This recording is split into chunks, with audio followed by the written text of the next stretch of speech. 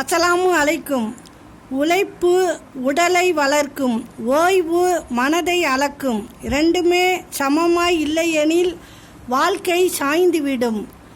எதிர்பார்த்த உடனே எல்லாம் கிடைத்துவிட்டால் வாழ்க்கை என்னவென்றே தெரியாமல் போய்விடும்.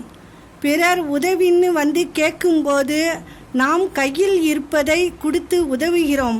ஆனால் நமக்கு ஒரு உதவி தேவைப்படும் போது யாரும் உதவுவதில்லை.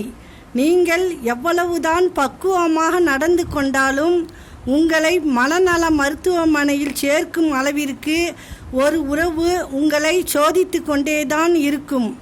தன் நிலை உயர்ந்தாலும் தாழ்ந்தாலும் தன் குணம் மாறாமல், பழகிய விதம் மாறாமல் இருப்பவனே சிறந்த மனிதன். நமக்கு நண்பனும் நாமே, பகைவனும் நாமே. எவன் ஒருவன் தன் பலவீனங்களை முறியடித்து வெற்றி பெறுகிறானோ அவன் தனக்குத்தானே நண்பனாவான். அஸ்ஸலாமு அலைக்கும்.